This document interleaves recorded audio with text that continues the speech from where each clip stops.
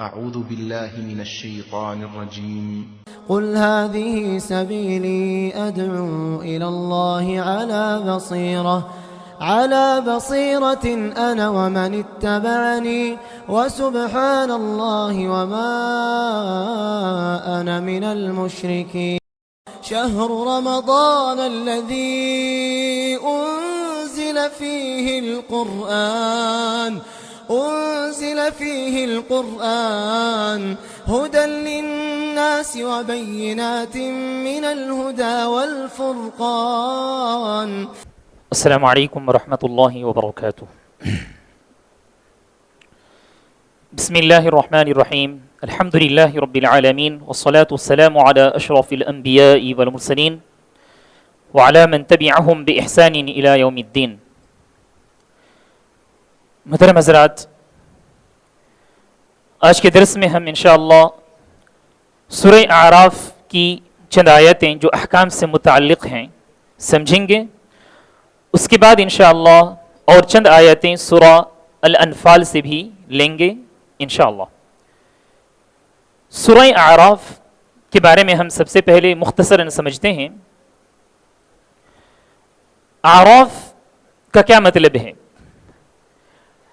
قرآن مجید میں اس سورت کے اندر اللہ رب العالمین نے جنتی اور جہنمیوں کے بارے میں فرمایا ہے کہ آدمی کے اعمال کے اعتبار سے کسی کا ٹھکانہ جہنم ہوگا تو کسی کا ٹھکانہ جنت ہوگا. ٹھیک اسی طرح لوگوں میں سے چند لوگ ایسے بھی ہوں گے جن کا ٹھکانہ نہ جہنم اور نہ ہی جنت. تو وہ لوگ کہاں رہیں گے؟ وہ بیچوں بیچ رہیں گے اور اسی جگہ کا نام ہے اعراف. جیسے کہ ہم قرآن مجید کی کئی آیتیں ہم سنے ہیں اور پڑھے بھی ہیں کہ ترازو میں اللہ رب العالمین کل قیامت کے روز لوگوں کے اعمال کو تولے گا. اگر کسی کی نیکی کا جو پلڑا اگر بھاری ہو جائے تو وہ آدمی جنت میں جائے گا. اگر کسی کے ترازو کا جو ہے گناہ کا پلڑا بھاری ہو جائے وہ جہنم میں جائے گا. لیکن اگر گناہ اور نیکی دونوں کا پلڑا اگر برابر ہو جائے تو ایسے ہی یہ لوگ جن کے بارے میں اللہ رب العالمین نے اس صورت کے اندر فرمایا ہے وہ ہے اصحاب الاعراف. کہ اصحاب الاعراف جو لوگ جنتیوں کو بھی دیکھیں گے اس جگہ سے اور جہنمیوں کو بھی دیکھیں گے. لیکن اس کے بعد اللہ رب العالمین ایک وقت آئے گا کہ ان کے درمیان فیصلہ کرے گا. تو ان کے بارے میں اللہ رب العالمین نے اس سورہ کے اندر فرمایا ہے. تو اسی حیثیت سے اس سورہ کا نام سورہ اعراف رکھا گیا ہے. اس سورہ کے اندر 205 یا تو پھر 206 چند علماء اکرام نے فرمایا کہ اس کے اندر آیتیں ہیں. یہ سورہ مکی ہے. اب آئیے اس سورت کے اندر جو سب سے پہلی آیت شیخ صدیق حسن خان رحمہ اللہ نے اس کتاب کے اندر بتلائی ہے وہ ہے سورہ اعراف کی آیہ نمبر 31. اللہ رب العالمین نے فرمایا فاعوذ باللہ من الشیطان الرجیم یا بنی آدم خذوا زینتکم عند کل مسجد. کہ اے آدم کی اولاد تم مسجد جانے کے وقت زیب و زینت اختیار کرو. مفسرین نے فرمایا کہ زیب و زینت اختیار کرنے کا کیا مطلب ہے؟ کہا کہ آدمی ایسا لباس پہنے جس لباس سے اس کا سطر چھپ جائے. ایسا لباس استعمال کرے جس لباس کے ذریعے سے اس کا سطر چھپ جائے. اور چند مفسرین نے بھی فرمایا کہ سطر چھپنے کے ساتھ ساتھ آدمی ایسا لباس استعمال کرے جو پاک صاف ہو اور جس میں کوئی گندگی نہ ہو، تاکہ جو بازو لوگ رہیں گے، جو آس پاس جو لوگ رہیں گے ان کو کوئی تکلیف محسوس نہ ہو. تو پاک صاف ستھرا آدمی لباس پہن کر مسجد کی طرف جائے. یہ اللہ رب العالمین نے ہمیں حکم دیا ہے. لباس کے سلسلے میں کتنا لباس پہننا چاہیے آدمی کو نماز پڑھنے کے لیے، کتنا جسم چھپنا چاہیے؟ علماء اکرام نے فرمایا کہ مرد کے لیے سطر ناف سے لے کر گھٹنے تک ہے مرد کے لیے، اور عورت کے لیے پورا جسم. لیکن نماز کے وقت چہرہ اور ہاتھ یہ کھلا رکھ سکتی ہے ایک عورت، لیکن پیر بھی مکمل طریقے سے چھپانا پڑے گا۔ اس سے پہلے ایک بات آئی تھی عورت کے سلسلے میں، یعنی چہرہ چھپا سکتی ہے یا نہیں نماز کی حالت میں۔ اگر عورت یا مرد، یہ عام جو ہے پیارا نبی صلی اللہ علیہ وسلم کا حکم تھا کہ آدمی جب نماز پڑھے تو اس وقت چہرہ کو نہ چھپائے، آدمی جب نماز پڑھے تو اس وقت چہرہ کو نہ چھپائے، لیکن عورت کے سلسلے میں بھی وہی بات ہے، چہرہ کو نہ چھپائیں۔ لیکن عورت ایسی جگہ ہے جہاں اسے کوئی نہیں دیکھ پا رہا ہے تو ایسی جگہ وہ چہرہ کھول کر رکھے، لیکن ہاں جہاں یعنی کہ دوسرے لوگوں کی نگاہ پڑنے کا خدشہ ہو، امکان ہو، تو ایسی جگہ چھپا کر رکھے گی۔ جیسا کہ ہم نے ابھی جو ہے کووڈ سے ہم گزرے، ایسے وقت میں ہمارا حال یہ ہوا تھا کہ ہم ہمیشہ ماسک پہنے ہوئے رکھتے تھے۔ ایسی صورت میں جو ہے ایک یہ مسئلہ جو ہے بہت طول پکڑا تھا، علماء اکرام کے سامنے یہ مسئلہ آیا تھا کہ ماسک پہن کر ہم نماز پڑھ سکتے ہیں یا نہیں، چونکہ پیارا نبی صلی اللہ علیہ وسلم نے فرمایا ہے کہ منہ کھول کر رکھنا چاہیے، تو علماء اکرام نے یہ فرمایا تھا اصل بات تو یہی ہے کہ آدمی منہ کھول کر رکھے، لیکن وقت ضرورت، جی ہاں بہت پریشان حال ہو کہ اس کو ماسک لگانا ضروری ہے، چھپانا ضروری ہے، تو ایسے وقت میں آدمی کے لیے رخصت ہے کہ وہ بند کر کے رکھ سکتا ہے۔ اس طرح سے علماء اکرام نے فتویٰ دیا تھا۔ بہرحال اس آیت سے ہمیں یہ بات معلوم ہوئی کہ جب ہم نماز کے لیے جائیں، خصوصاً مسجد آئیں، تو اس وقت ہمیں چاہیے کہ ہم بہترین لباس پہنے۔ بہترین لباس کا مطلب یہ ہے سب سے پہلے ستر چھپ جائے۔ بہت افسوس کی بات یہ ہے کہ ہم دیکھتے ہیں بہترین لباس پہننے کے باوجود بہت سارے لوگ ایسے ہوتے ہیں کہ ان کا ستر جب رکوع میں جاتے ہیں یا سجدے میں جاتے ہیں ستر کھل جاتا ہے۔ یہ بہت ہی غلط بات ہے، چونکہ آج کل پینٹ اس طرح سے بنایا جاتا ہے، پینٹ کو سلوائی اس طرح سے جاتی ہے کہ بہت ہی تنگ چست، تو اس طرح کے پینٹ سے ہمیں چاہیے کہ ہمیں اوائڈ کریں تاکہ ہمارا ستر مکمل طریقے سے چھپا ہوا رہے، کیونکہ نماز کے جو شروط ہیں، نماز کی شروط میں سے ایک شرط یہ بھی ہے کہ آدمی کا ستر چھپا ہوا رہنا چاہیے۔ اس کے بعد آئیے اللہ رب العالمین نے آیہ نمبر 32 کے اندر فرمایا قل من حرم زینت اللہ التی اخرج لعباده والطیبات من الرزق۔ اللہ تعالیٰ نے اس آیت کے اندر یہ فرمایا کہ اے محمد صلی اللہ علیہ وسلم آپ کہہ دیجئے کس نے حرام کیا ہے ان چیزوں کو جو اللہ رب العالمین نے زینت کے طور پر لوگوں کے لیے نکالا ہے۔ اخرج لعباده والطیبات من الرزق، اسی طرح رزق میں سے جو پاکیزہ چیزیں ہیں۔ اس کے بعد اللہ تعالیٰ نے فرمایا قل ہی للذین آمنوا فی الحیات الدنیا، کہہ دیجئے کہ یہ تمام چیزیں مومنوں کے لیے دنیا کے اندر ہیں اور خصوصاً کل قیامت کے روز مومنوں کے لیے ہیں۔ علماء اکرام نے فرمایا کہ دنیا کے اندر چاہے آدمی مومن ہو یا کافر ہو، سب کو اللہ رب العالمین رزق دیتا ہے، حلال رزق دیتا ہے، جی ہاں پاکیزہ رزق دیتا ہے، لیکن کل قیامت کے روز یہ پاکیزہ رزق صرف اور صرف مومن بندوں کو ہی نصیب ہوگی، کفار کو، جو منافقین ہوں یا اللہ رب العالمین کو نہ ماننے والے ہوں، ان لوگوں کو یہ رزق نصیب نہیں ہوگی۔ اللہ رب العالمین نے یہ آیت اس وقت نازل کی، جیسا کہ اس سے پہلے بھی ہم نے بار بار وہ بات سنی ہے کہ مشرکین نے اپنے طور سے بہت ساری چیزوں کو، کھانے پینے کی چیزوں کو انہوں نے حرام قرار دیا تھا، تو اللہ رب العالمین نے کہا کہ کس نے حرام کیا ہے؟ جس کو اللہ رب العالمین نے حلال کیا ہے، کس کی مرضی یہ ہو سکتی ہے، کس کو یہ اختیار حاصل ہو سکتا ہے کہ اسے حرام کریں۔ محترم حاضرین، اس آیت کو سامنے رکھتے ہوئے علماء اکرام نے ایک بہترین مسئلے کا ذکر کیا ہے، کہا کہ جو پاکیزہ چیز ہو، حلال ہو، آدمی زہد اور تقوی کے نام سے اگر چھوڑ دیتا ہے تو وہ گنہگار ہو سکتا ہے۔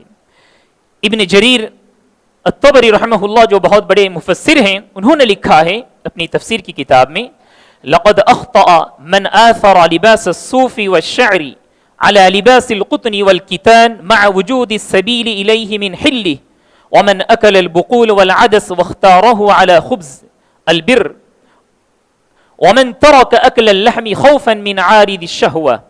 انہوں نے فرمایا کہ جس کسی نے روئی اور کتان کا لباس چھوڑ کر بال اور اون کا لباس اختیار کیا، اسی طرح سے جس کسی نے دال اور سبزی کو اختیار کیا، جی ہاں گیہوں کی روٹی رہنے کے باوجود، کہا کہ اس آدمی نے گویا اور ایک بات انہوں نے فرمائی وَمَنْ تَرَكَ أَكْلَ اللَّحْمِ، جس آدمی نے گوشت کا کھانا چھوڑ دیا اس ڈر سے کہ اس سے آدمی کی شہوت اور زیادہ ہو سکتی ہے، تو کہا اس آدمی نے بہت ہی بڑی غلطی کی ہے، اس آدمی نے بہت ہی بڑی غلطی کی ہے۔ یعنی یہ کہنا چاہ رہے ہیں کہ آدمی کے پاس استطاعت ہے، بہترین چیز استعمال کرنے کی استطاعت ہے، چاہے اس چیز کا تعلق کھانے سے ہو، پہننے سے ہو، رہنے سے ہو، اس کے باوجود یہ سمجھ رہا ہے آدمی کہ ان تمام چیزوں کو چھوڑ دینا یہ ہمارے لیے نیکی کی چیز ہے۔ یہ بالکل غلط بات ہے۔ پیارے نبی صلی اللہ علیہ وسلم کو اللہ رب العالمین نے یہ بتلائی تھی کہ وَأَمَّا بِنِعْمَةِ رَبِّكَ فَحَدِّثْ، کہ جو اللہ رب العالمین کی طرف سے نعمتیں ہیں اس کا آپ اظہار کریں۔ اور حدیث کے اندر یہ بھی بات بتلائی گئی ہے کہ اللہ رب العالمین اپنے بندوں کے اوپر جو نعمتیں دیتا ہے اس نعمتوں کا اثر بھی دیکھنا چاہتا ہے۔ تو یہ کوئی جو ہے غلط بات نہیں ہے کہ آدمی اچھی چیزوں کو چھوڑ دے، بلکہ آدمی کو چاہے کہ ان تمام چیزوں کو استعمال کریں، اسی میں اللہ رب العالمین راضی ہوتا ہے، خوش ہوتا ہے۔ لیکن ایک بات کا ہمیں دھیان رکھنا چاہیے، جب ہم کھانے پینے میں، پہننے میں، رہنے سہنے میں عمدہ چیزوں کا استعمال کرتے ہیں تو ایسی صورت میں ہمارے ذہن میں، دماغ میں تکبر اور گھمنڈ نہ آ جائے۔ تکبر اور گھمنڈ سے ہمیں بچنا چاہیے، کیونکہ پیارے نبی صلی اللہ علیہ وسلم نے ایک واقعے کا ذکر کیا ہے، کہا کہ پچھلے زمانے میں ایک آدمی ایسا تھا جو چل رہا تھا زمین کے اوپر سے اور اس کے اوپر چادر تھی، وہ آدمی بہت تکبر اور گھمنڈ سے چل رہا تھا۔ اللہ رب العالمین نے اس آدمی کو دھسا دیا زمین کے اندر اور کہا وہ آدمی ایسا ہی دھستا ہی رہے گا کل قیامت تک، قیامت تک وہ آدمی ایسا ہی دھستا رہے گا۔ اس سے یہ بتلایا گیا کہ جیسا کہ میں نے کہا آپ سے کہ ہمارے لیے اس بات کی اجازت ہے، بلکہ اللہ رب العالمین کو پسند ہے کہ ہم بہترین چیز ہم استعمال کریں۔ ان اللہ جمیل یحب الجمال، اللہ رب العالمین خوبصورت ہے، بہترین ہے، اللہ رب العالمین اور خوبصورتی اور بہترین چیز کو پسند کرتا ہے۔ اس کے بعد آئیے ہمارے ساتھ سورہ اعراف کی آیہ نمبر 33 ہے، آیہ نمبر 33۔ اس کے اندر اللہ رب العالمین نے فرمایا قل انما حرم ربی الفواحش ما ظهر منها وما بطن والاثم والبغي بغير الحق وان تشركوا بالله ما لم ينزل به سلطانا وان تقولوا على الله ما لا تعلمون۔ کہا اللہ تعالیٰ نے کہ اے نبی آپ کہہ دیجئے انما حرم ربی، کہ میرے رب نے حرام کیا ہے صرف فواحش، فحش کام کو۔ اس کے اندر اللہ رب العالمین نے 5 باتوں کا ذکر کیا ہے۔ فحش پہلی بات یہ ہے۔ اس کے بعد کہا جی ہاں فحش کے بارے میں اللہ تعالیٰ نے یہ فرمایا کہ چاہے وہ ظاہری ہو یا باطنی ہو۔ اس کے بعد فرمایا اللہ تعالیٰ نے گناہ کا کام۔ اس کے بعد فرمایا کہ ظلم و ستم۔ اس کے بعد فرمایا اللہ تعالیٰ نے چوتھی بات الشرک۔ 5ویں بات اللہ تعالیٰ نے یہ فرمائی کہ وَأَن تَقُولُوا عَلَى اللَّهِ مَا لَا تَعْلَمُونَ، اللہ رب العالمین پر ایسی باتوں کو گڑھ لینا جن باتوں کا اللہ رب العالمین نے تذکرہ نہیں کیا ہے۔ اب آئیے ہم تھوڑی تفسیر ہم سمجھتے ہیں ہر ایک کے بارے میں۔ فحش کے بارے میں کہا کہ اللہ رب العالمین گندے کام، گندی باتیں پسند نہیں کرتا ہے، چاہے وہ ظاہری طور پر ہو یا چھپ کر ہو۔ علماء اکرام نے، مفسرین نے فرمائی کہ فواحش کا مطلب یہ ہے کہ آدمی زنا کا ارتکاب کرے اور وہ بہت ہی جری ہو کر ارتکاب کرے، لوگوں کے سامنے نڈر ہو کر ارتکاب کرے، یہ ہے کھل کر۔ وما بطن، اور کہا کہ آدمی چھپ کر بھی کرے، یہ تمام چیزیں حرام ہیں۔ مفسرین نے بہت ہی تفسیر سے بتلائی ہمارے معاشرے کے اندر جو برائیاں ہیں ان برائیوں کو مفسرین نے سبحان اللہ یعنی چن چن کر لکھا ہے۔ انہوں نے کہا کہ یہ جو ظاہری جو برائیاں ہیں، مثال کے طور پر کوئی عورت ایسا لباس پہن رہی ہے جس کی وجہ سے اس کا سطر نہیں چھپ رہا ہے، یہ ظاہری برائی ہے۔ اسی طرح سے گانا بجانا، گانے بجانے، یہ تمام ظاہری برائیاں ہیں۔ شراب پینا کھلم کھلا، یہ ظاہری برائیاں ہیں۔ اسی طرح سے تفسیر جناگڑی میں پڑھ رہا تھا، اس کے اندر فرمایا کہ شادی بیاہ میں آدمی لوگ جاتے ہیں اور عورت اور مرد کا اختلاط ہونا، یہ بھی ظاہری برائیاں ہیں. سبحان اللہ. بس اوقات ایسا لگتا ہے کسی یعنی اگر کسی پروگرام میں جایا جائے, کسی آدمی سے جب ملاقات ہوتی ہے تو شک ہو جاتا ہے کہ کیا یہی وہ آدمی ہے جس سے میری ملاقات مسجد میں ہو رہی تھی. یعنی معاشرے کو دیکھ کر, سوسائٹی کو دیکھ کر یہ شک میں پڑ جانا پڑتا ہے کیا وہی متقی پرہیزگار آدمی ہے جس سے میری ملاقات ہو رہی تھی مسجد میں. تو ان تمام چیزوں سے ہمیں چاہیے اوائڈ کریں. مفسرین نے فرمایا یہ تمام ظاہری برائیاں ہیں. اور باطنی برائی کے بارے میں فرمایا کہ آدمی یعنی کوئی مرد کسی عورت سے دوستی رکھے, اسی طرح سے کوئی عورت کسی مرد سے دوستی رکھے جس کو ہم گرل فرینڈ اور بوائے فرینڈز کے نام سے موسوم کرتے ہیں. تو یہ تمام چیزیں فواحش ہیں, فاحشات ہیں. تو ان تمام چیزوں سے آدمی کو چاہیے اجتناب کریں. اس کے بعد کہا اللہ تعالیٰ نے کہ اسم برائی. جی ہاں, اسم کے بارے میں پیارے نبی صلی اللہ علیہ وسلم نے بہترین تعریف بتلائی. کہا الاسم ما حاک فی صدرک وکرہت ان یطلع علیہ الناس. کہ گناہ کیا ہے؟ کہ گناہ وہ چیز ہے تمہیں پتہ نہیں ہے کہ قرآن اور حدیث میں کیا ہے, لیکن اتنا یاد رکھنا کہ جس سے تمہارے دل میں ایک کھٹکا سا محسوس ہو اور تمہیں اس بات کا ڈر ہو کہ ایک کام اگر میں کروں, یہ بات اگر میں کہوں تو لوگ مجھے شرمندہ کر دیں گے. یعنی خود آدمی شرم محسوس کرے کہ لوگ اس سے آگاہ ہو جائیں تو سمجھ لینا کہ وہ کام, وہ بات گناہ کا کام ہے. اس کے بعد کہا والبغی بغیر الحق. کہا کہ یہ ظلم ہے, یہ بھی گناہ ہے, لیکن اس گناہ کا تعلق ظلم ہے کسی دوسرے بندے سے. تو کہا کہ ظلم سے بھی آدمی کو چاہیے اجتناب کرے. اس کے بعد کہا شرک. شرک تو ہم سب جانتے ہیں کہ سب سے بڑا ظلم ہے, اللہ رب العالمین اس کو کبھی بھی معاف نہیں کرے گا.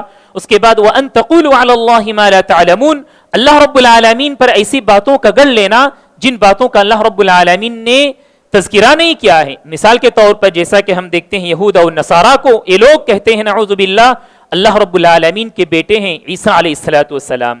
اللہ رب العالمین کے بارے میں طرح طرح کی باتیں کیا کرتے ہیں جن باتوں کا اللہ رب العالمین کو زیب نہیں دیتا ہے. تو ہم تمام کو چاہیے کہ ان تمام چیزوں سے اجتناب کریں. محترم حاضرین, اس آیت کے اندر پیارے نبی صلی اللہ علیہ وسلم کو اللہ رب العالمین نے 5 باتوں کے بارے میں فرمایا ہے.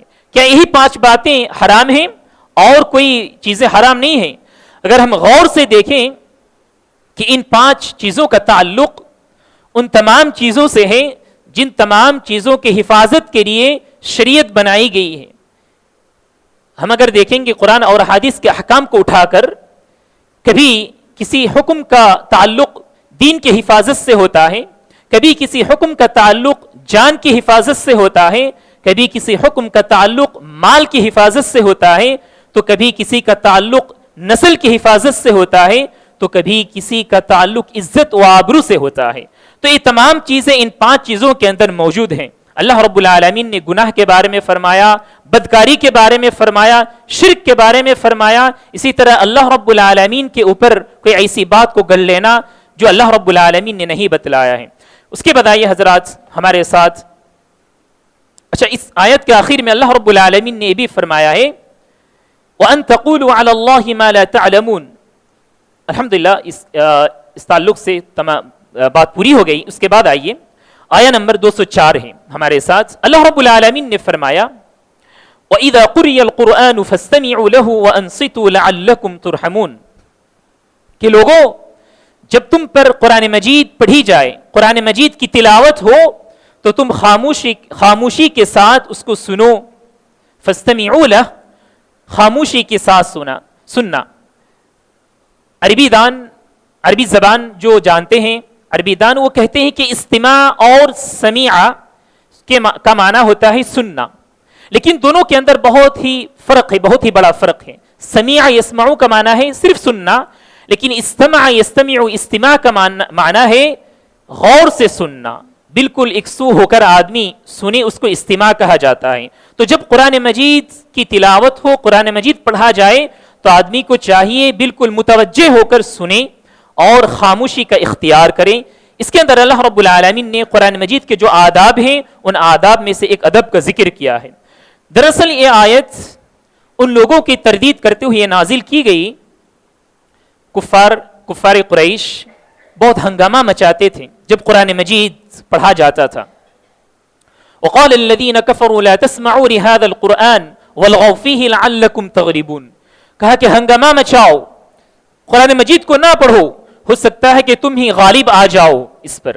سبحان اللہ. تو اس وقت اللہ رب العالمین نے آگاہ کیا لوگوں سے کہ لوگوں جب قرآن مجید کی تلاوت ہو تو تم خاموشی کے ساتھ سننا اور غور و فکر سے سننا. محترم حاضرین، بہت سارے علماء اکرام ایک کام کی نکیر کرتے ہیں جو کام معاشرے میں ہوتا ہے. اس آیت کو سامنے رکھتے ہوئے ہم دکانوں میں دیکھتے ہیں یا تو پھر ہم آفس وغیرہ میں بیٹھے ہوئے رہتے ہیں، تھوڑا سا ٹائم پاس کرنے کے لیے قرآن مجید کی تلاوت شروع کر دیتے ہیں. موبائل میں ہو یا تو ٹیپ ریکارڈنگ میں، جو بھی ہو، ہم اس کو چالو کر دیتے ہیں، آن کر دیتے ہیں.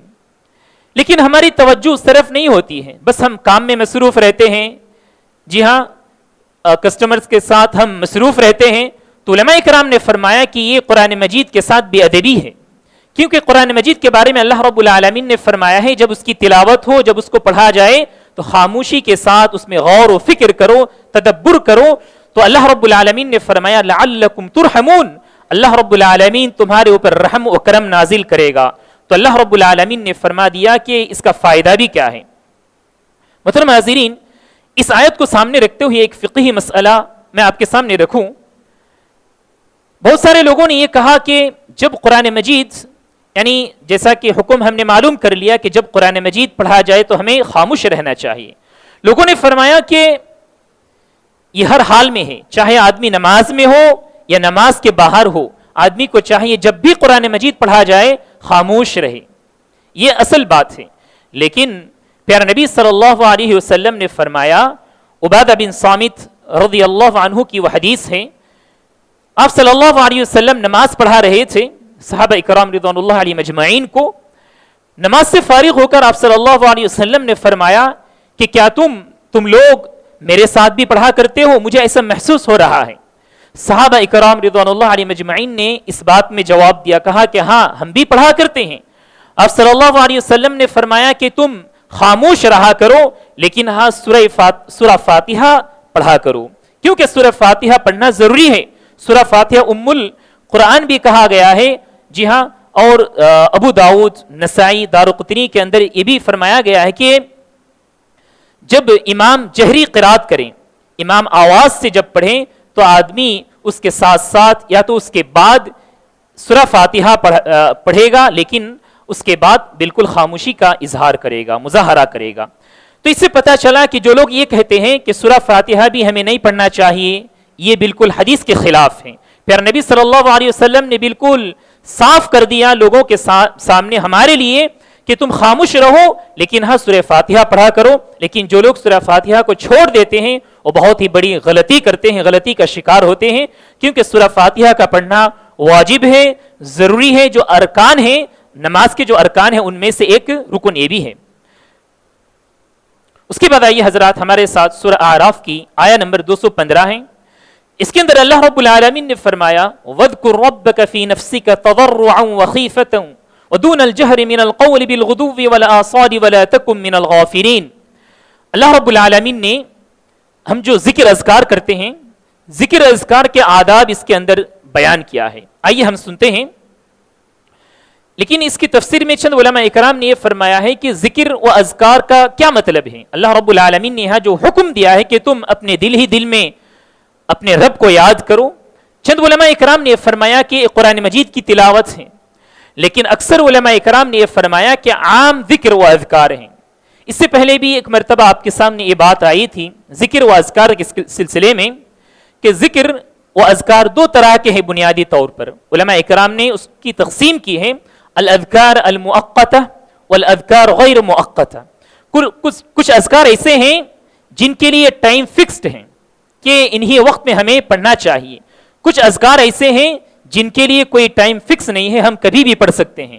مثال کے طور پر جن کے ٹائم فکس ہیں، جیسا کہ اللہم بک اصبحنا وبک امسینا وبک نحیا وبک نموت، ہم صبح سویرے پڑھتے ہیں، صبح کے لیے پڑھنا ہے. اسی طرح شام میں اللہم بک امسینا وبک اصبحنا. اسی طرح سے اور بھی جو بہت ساری دعائیں ہیں، تو ان کے لیے ٹائم جو ہے مقرر ہیں. کچھ اذکار ایسے ہیں جن کے لیے ٹائم مقرر نہیں ہے، جیسا کہ آپ جب استغفار کریں گے استغفر اللہ مختصر انداز میں پڑھ سکتے ہیں. سید الاستغفار اللهم انت ربي لا اله الا انت خلقتني وانا عبدك وانا على عهدك ووعدك ما استطعت اعوذ بك من شر ما صنعت ابوء لك بنعمتك علي وابوء بذنبي فاغفر لي فانه لا يغفر الذنوب الا انت. یہ پڑھ سکتے ہیں آپ جب بھی آپ کو وقت فارغ وقت ملے خالی وقت ملے آپ پڑھ سکتے ہیں. تو یہ اذکار کے بارے میں ایک بات رہی. اب آئیے اذکار کی کچھ آداب جو اللہ رب العالمین اس میں بتلا رہا ہے. سب سے پہلے کہا کہ تم دل سے اذکار کو یاد کیا کرو, اذکار کی ورد تم دل سے کہا کرو خاموشی کے ساتھ. علماء کرام نے فرمایا کہ آدمی جب اذکار کو اپنی زبان سے ادا کرتا ہے تو ساتھ ہی ساتھ اس کے دل کے ساتھ اس کا تعلق ہونا چاہیے. بس اوقات ہم دیکھتے ہیں بہت سارے لوگ تسبیح تحلیل میں مصروف رہتے ہیں, جی ہاں, لیکن گفتگو میں بھی مصروف رہتے ہیں, بس من کے ڈھکلتے رہتے ہیں, سبحان اللہ والحمدللہ من کے ڈھکلتے رہتے ہیں, ساتھ ہی ساتھ آپ سے دیکھیں گے گفتگو میں بھی کرتے ہیں. تو کہا کہ نفس کا بھی اس کے ساتھ تعلق ہونا چاہیے, دل کا بھی تعلق ہونا چاہیے. اس کے بعد دوسرا ادب اللہ تعالیٰ نے فرمایا تضرعا, آدمی کو چاہیے کہ بہت گڑ گڑائیں, اپنے آپ کو بہت ہی چھوٹا کریں اللہ رب العالمین کے سامنے اور اذکار میں مصروف رہیں. تیسرا ادب اللہ تعالیٰ نے فرمایا خیفہ, آدمی جب اذکار میں مصروف رہے تو بہت ڈر, اور اللہ رب العالمین نے جو عذاب, قبر کے عذاب, جہنم کے عذاب وغیرہ کا جو تذکرہ ہے ان کو یاد کریں اور ڈر کر, کیونکہ ہم جانتے ہیں ہمارا ایمان بین الخوف والرجاء, کہ ہم جس طرح اللہ رب العالمین سے امید کرتے ہیں, جنت کی امید کرتے ہیں, جنت کی آرزو ہمارے دل میں ہوتی ہے, ٹھیک اسی طرح سے ہمارے دل میں اللہ رب العالمین کا خوف بھی طاری ہونی چاہیے. اس کے بعد چوتھا جو ادب ہے اس کے اندر کہا دون الجہری, بہت ہی زور شور سے آدمی ذکر اذکار نہ کرے, خاموشی کے ساتھ اللہ رب العالمین کو یاد کریں.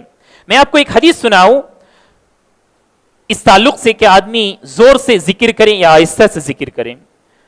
یہ ابو موسیٰ الاشعری رضی اللہ عنہ کی حدیث ہے جو کہ صحیح بخاری اور مسلم کے اندر موجود ہے.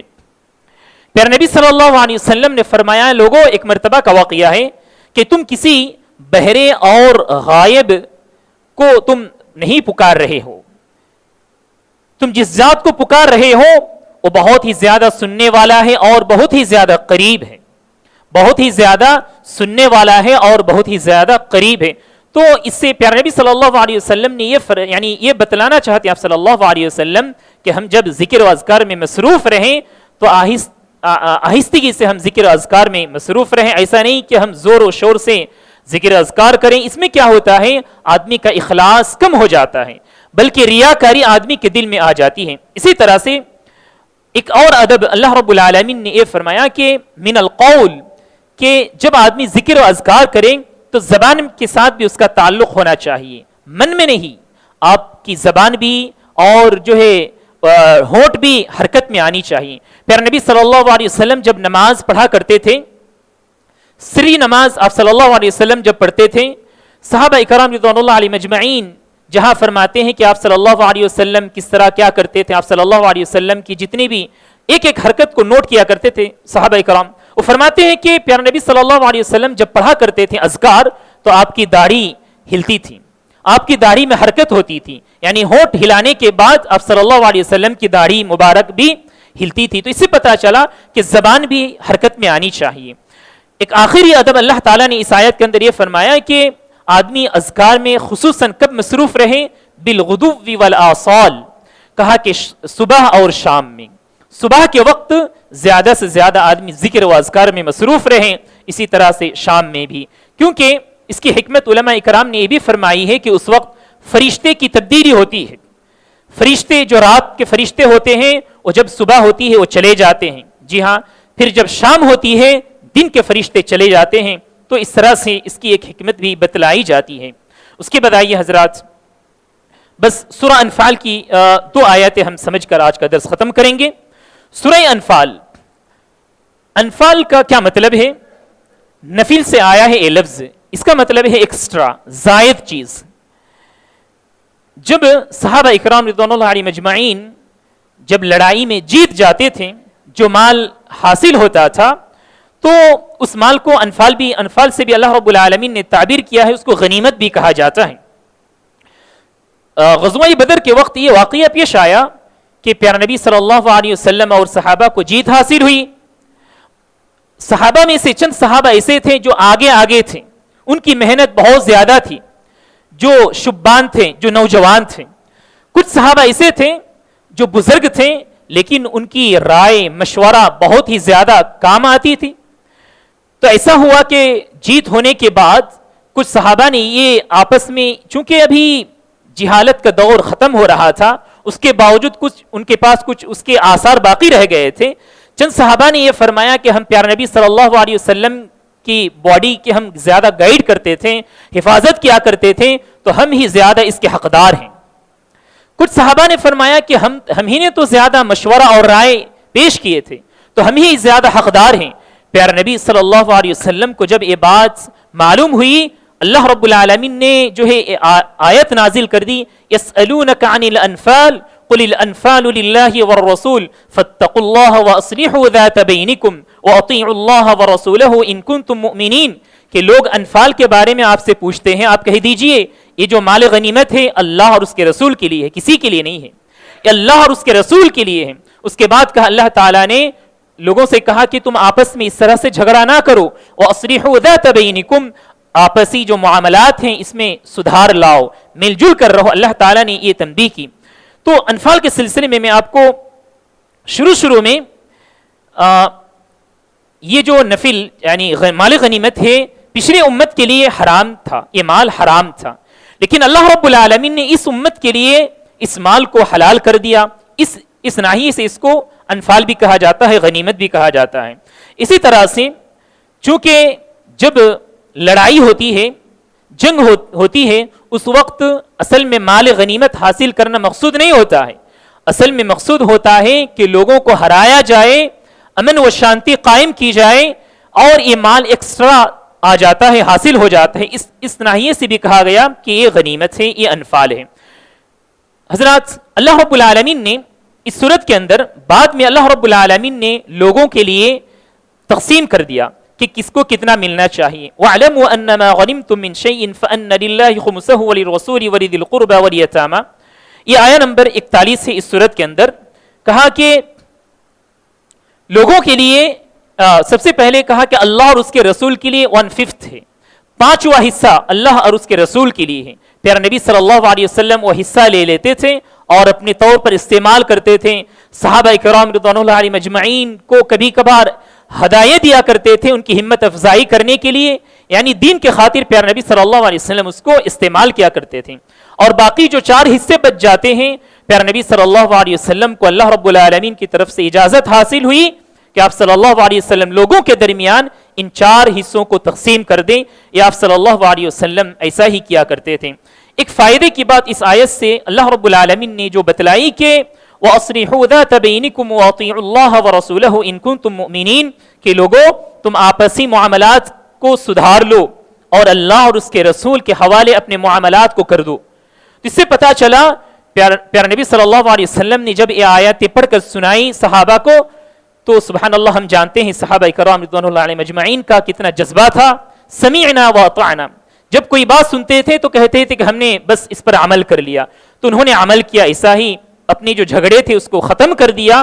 علماء اکرام نے فرمایا کہ جب آپسی کچھ جھگڑے ہو جائیں, اختلافات ہو جائیں, تو ہمارے لیے چاہیے کہ ہم اس کو اللہ اور اس کے رسول کے حوالے کر دیں. اس سے بھی ہم نے معلوم کیا, اس سے پہلے بھی ہم نے معلوم کیا تھا وَأَطِيعُوا اللَّهَ وَرَسُولَهُ, اللہ اور اس کے رسول کے حوالے کر دو اگر تمہارے درمیان کوئی جھگڑا ہو جائے, اختلاف ہو جائے. اس کے بعد آئیے حضرات, بس آخری آیت میں آپ کے سامنے پڑھ کر ختم کروں گا. آیہ نمبر 15 اور 16 ہے. اس آیت کے اندر اللہ رب العالمین نے جنگ کے جو آداب ہیں, جنگ کے آداب میں سے ایک ادب کا ذکر کیا ہے. یا ایھا الذین آمنوا اذا لقیتم الذین کفروا زحفا فلا تولوهم الادبار ومن يولهم يومئذ دبره الا متحرفا لقتال او متحيزا الى فئة فقد باء بغضب من الله ومأواه جہنم. کہا اللہ تعالیٰ نے اس آیت کے اندر کہ جنگ کے میدان میں جب سپاہی ہوتے ہیں تو سپاہی کے لیے یہ زیب نہیں دیتا ان کے لیے, بلکہ یہ حرام ہے کہ جنگ کے میدان کو چھوڑ کر بھاگیں, پیٹھ دکھا کر بھاگیں. کہا کہ یہ حرام ہے, یہ حرام ہے. پیارے نبی صلی اللہ علیہ وسلم نے حدیث کے اندر بھی فرمایا ہے، صحیح بخاری اور مسلم کے اندر ہے کہ 7 باتوں سے تم اجتناب کرو، 7 باتوں کو تم چھوڑ دو، وہ کبائر میں سے ہیں. اور ان 7 باتوں میں سے پیارے نبی صلی اللہ علیہ وسلم نے یہ بھی فرمایا ہے کہ کوئی آدمی جنگ کے میدان کو چھوڑ کر پیٹھ دکھا کر بھاگے. اس سے کیا ہوتا ہے، جو دوسرے لوگ ہوتے ہیں، سپاہی ہوتے ہیں، ان کی ہمت پست ہو جاتی ہے. بس اوقات ایسا ہوتا ہے کہ جیتی ہوئی جو جنگ ہوتی ہے وہ آدمی ہار جاتا ہے.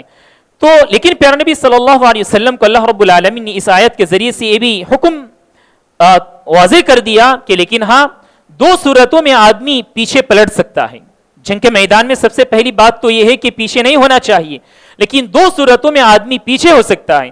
سب سے پہلے کہا کہ آدمی وَمَن يُوَلِّهِمْ يَوْمَئِذٍ دُبُرَهُ إِلَّا مُتَحَرِّفًا لِقِتَالٍ أَوْ مُتَحَيِّزًا إِلَى فِئَةٍ. کہا کہ کبھی کبھار ایسا لگتا ہے کہ کوئی ٹولی میں آدمی یعنی سپاہی بٹ جاتے ہیں، گروپس میں بٹ جاتے ہیں، یہاں ایک گروپ ہے، وہاں ایک گروپ ہے، وہاں ایک گروپ ہے. اس گروپ کے لوگ یہ دیکھ رہے ہیں کہ اب ہمیں مدد لینی چاہیے، دوسرے گروپ سے، ہمارے لوگوں میں سے مدد لینی چاہیے. تو کیا کرتے ہیں، ایک گروپ والے ان کے پاس چلے جاتے ہیں پیچھے پلٹ کر مدد لینے کے لیے. یا تو پھر جب دیکھتے ہیں کہ وہ لوگ، ان لوگوں کی ہمیں مدد کرنی چاہیے، تو یہ لوگ کیا کرتے ہیں، پلٹ کر پیچھے جاتے ہیں ان کی مدد کرنے کے لیے. یعنی مدد لینے کے لیے یا مدد کرنے کے لیے دوسرے ساتھیوں کو آدمی پیچھے پلٹ سکتا ہے، سپاہی پیچھے پلٹ سکتے ہیں. ایک صورت ہے. دوسری صورت یہ ہے کہ آدمی چالاکی کے طور پر، دشمن سامنے ہے، بس دشمنوں کو دھوکے میں ڈالنے کے لیے پیچھے پلٹتا ہے. سپاہی پیچھے پلٹتے ہیں اور پھر اچانک ان پر وار کرتے ہیں اور ان کو ختم کر دیتے ہیں. تو 2 صورتوں میں جائز ہے کہ آدمی جنگ کے میدان میں پیچھے پلٹے، ورنہ اصل بات تو یہ ہے کہ یہ حرام ہے. جیسا کہ ہم نے حدیث بھی سنی، پیارے نبی صلی اللہ علیہ وسلم نے فرمایا ہے کہ جو کبائر گناہ ہیں، ان کبائر گناہوں میں سے ایک کبیرہ گناہ یہ بھی ہے کہ آدمی جنگ کے میدان کو چھوڑ کر چلے جائے. انشاءاللہ اور بھی بہت سارے احکام ہیں سورہ انفال کے اندر، ہم آئندہ درس میں معلوم کریں گے. انہی باتوں پر اکتفا کرتے ہیں. اللہ رب العالمین سے دعا ہے کہ اللہ تعالی ہم تمام کو ہمارے علم اور عمل میں اضافہ کریں. آمین. وجزاکم اللہ خیرا. السلام علیکم ورحمۃ اللہ وبرکاتہ. سبحانک اللہم وبحمدک، اشہد ان لا الہ الا انت، استغفرک واتوب الیک.